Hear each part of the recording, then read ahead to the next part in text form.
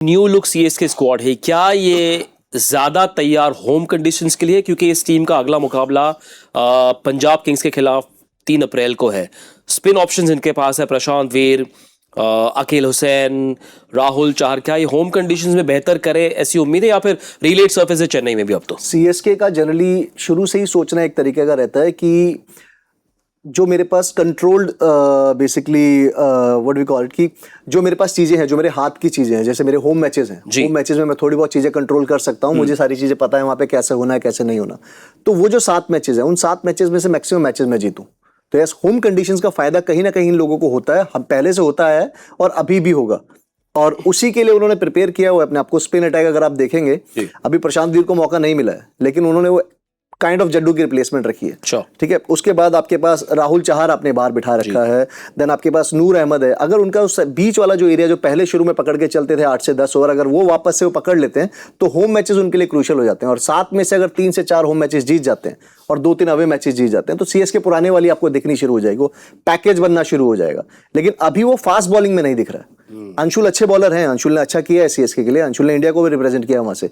अंशुल को मैं थोड़ा और करते हुए देखना चाहता हूँ। He is a good bowler, बहुत हार्ड वर्किंग बॉलर है। उसके बाद खलील अहमद, मैं अभी भी बोलूंगा कि मैट हेनरी की जगह आप ओवरटन को नया बॉल डलवा सकते हैं। उसके पास वो एक्स्ट्रा बाउंस है और चेन्नई में भी वो एक्स्ट्रा बाउंस आपको मिलता है। फ्लैट ट्रैक है लेकिन एक्स्ट्रा बाउंस आपको मिलता है। तो थोड़ा सा आपको इधर उधर चीजें करनी पड़ेंगी। पॉजिटिव चीज ये है कि पहला ही मैच जब आपका इतना खराब हो जाता है तो आपको बहुत सारे गैप्स दिखने शुरू हो जाते हैं। तो वो गैप भरने के लिए जब आप चीजें पहले ही मैच में शुरू कर देते हैं ना, तो पैकेज भी जल्दी बन के बाहर आता है। तो अच्छी चीज है। डेवल ब्राविस आएगा, अभी बीच में मिडल ऑर्डर की प्रॉब्लम आपकी खत्म होगी। रन नहीं बने अप फ्रंट, संजू अगर वापस से रन बनाना शुरू करता है, ऋतुराज को पता होगा कि उसे किस तरीके से बाहर निकलना है इन चीजों से, तो जल्दी ही चीजें एक अच्छे वे में शुरू होने वाली है। हो सकता है ना कि पहला मैच हारने के बाद सडनली पैनिक बटन दब जाए, लेकिन एक ही मैच हुआ है, बहुत सारी चीजें बदल सकती है। अगर ब्रेविस, जैसे इन्होंने कहा, ब्रेविस आएंगे, थोड़े से रन और मिलेंगे बॉलिंग ग्रुप को, तो अपने आप शायद चीजें सही होना शुरू हो जाए।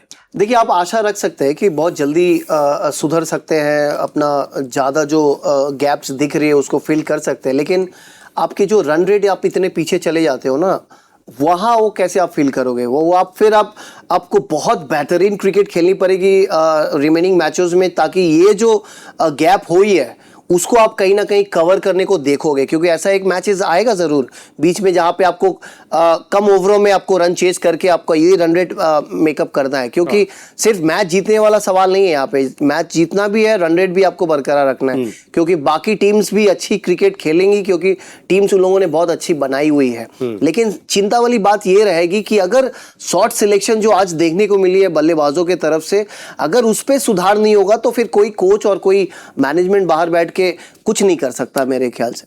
शिवम दुबे साथ गेंदबाजी नहीं कराई, टाइम भी नहीं था। मुझे नहीं लगता कि कहीं कि वो एक ऐसा टाइम आया हो या ऐसा इम्पैक्ट आया हो जहां पे ये लगे कि दुबे आके आउट कर देगा। दुबे का जो बॉलिंग का तरीका है, हमने वर्ल्ड कप में भी देखा और उससे पहले भी देखा है, वो डिफेंसिव तरीका है, वो अटैकिंग तरीका नहीं है। दुबे का तरीका है जहां पे वो छक्के या चौके बचाने के लिए बॉलिंग देखते हैं, आउट करने के लिए नहीं। आपको स्लोअर बाउंसर डाल के देगा तो टाट पे किसी ने खड़ी कर दी तो आउट हो गया, वाइड यॉर्कर डाल के आपको बचा के देगा।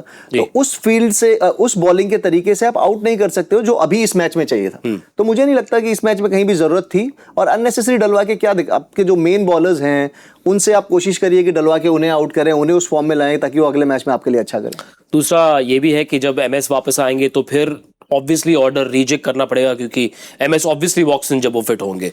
हाँ, नेचुरली, मतलब वही तो डिसाइड करते हैं कि कौन कहाँ खेलेगा, नहीं खेलेगा। अब जब आएंगे थोड़ा बहुत ठहराव दिखने को मिलेगा ग्राउंड में। आज थोड़ा बहुत ऐसा लगा ऋतुराज के तरफ से कुछ और डिसीजन मेकिंग थोड़ा बेहतर हो सकता था। जैसे ये बॉलिंग की जो बात कर रहे हैं मोहित, हो सकता था वो क्लू लेके आप लंबे कद के बॉलर को आप बॉल दे सकते थे शुरुआत में। हालांकि आपके मैट हेनरी ने चांस तो क्रिएट किया था, लेकिन उन्होंने कैच नहीं पकड़ा, जिसके वजह से थोड़े से इनएफेक्टिव लगे मैट हेनरी। लेकिन दूसरे छोर से क्या उसको करवा सकते थे ओवरटन को, क्योंकि लंबे कद के बाउंस मिल रहा है, स्विंग भी मिलता है, अंतर्राष्ट्रीय क्रिकेट रेगुलर खेलता है। तो ये सारी चीज़ें आपको ऑन फील्ड जो कप्तान होता है ना, उसके ऊपर निर्भर करता है।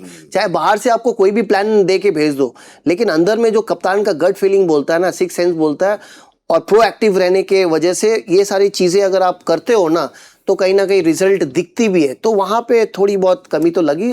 एमएस आने के बाद पूरा सिनेरियो अलग लगेगा।